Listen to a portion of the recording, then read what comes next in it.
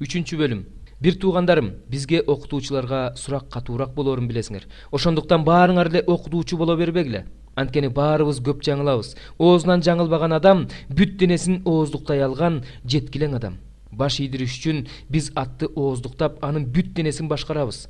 Кеме канчалык чоң болсо да, канчалык катуу шамалдар менен жүрсө да, кемечи аны кичинекей эле бургуч менен каалаган жагына бурат. Ошол сыяктуу тил да дененин кичинекей эле мүчөсү, бирок көп нерсе кылат. Оттун кичинекей эле учкуну чоң токойду өрттөп жок кылат.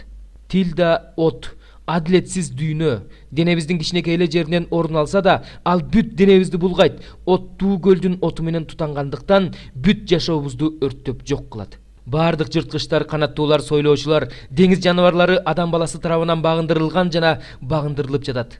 Ал эми тилди эч бир адам багындыра албайт. Тил жаа бербеген жамандык, ал өлтүрүүчү ууга толгон.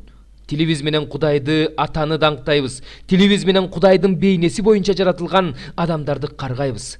Бир эле ооздон даңктоо да, каргоо да чыгат. Бир туугандарым, мындай болбошу керек. Бир эле булактан таза суу да, шор суу да чыгышы мүмкүнбү?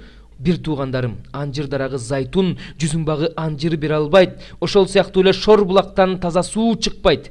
Араңарда ким акылдуу жана эстүү? Ал өзүнүн ошондой экендигин жакшы жүрүм туруму менен, акылдуу момундугу менен көрсөтсүн.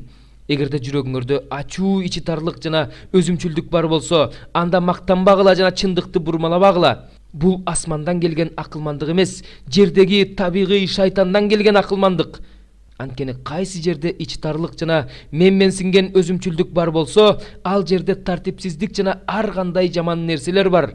Ал эми асмандан келген акылмандык баарынан мурун таза, андан кийин тынчтыкты сүйүүчү, момун, тил алчаак, боорукер, жакшы жемиштүү, калыс, эки жүздүү эмес.